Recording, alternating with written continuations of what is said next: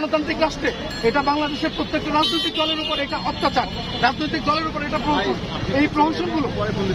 এই প্রহসনগুলো যেভাবে তারা করতেছে আমরা এর বিরোধিতা করি। আমরা এটা রাজনৈতিক কর্মসূচি ঘোষণার মধ্য দিয়ে আমরা এটা প্রোটেক্ট করব। পুলিশ আমাদের সঙ্গে আজকে যে আচরণ করেছে এই আচরণ কোনোভাবেই কাম্য নয়। এই জন্য কোনোভাবেই কাম্য নয়, তারা আমাদেরকে বল প্রয়োগ করতেছে। এই বল প্রয়োগের মধ্যে দিয়ে পুলিশ তার অক্ষমতা প্রকাশ করছে। জুলাই বিপ্লব হওয়ার পরে পুলিশ যা করলো এটা আরেকটা বিপ্লবের শামিল। এই দেশে 24শে জুলাই আগস্টে 1400 ছেলে মেয়ে কৃষক শ্রমিক শহীদ হয়েছে, তারা রক্ত দিছে। 30,000-এর অধিক এই দেশে 30,000-এর অধিক ছাত্র জনতা আহত হয়েছে। এই যে প্রক্রিয়ার মধ্য দিয়ে তারা এখন বাংলাদেশে অবস্থান করতেছে।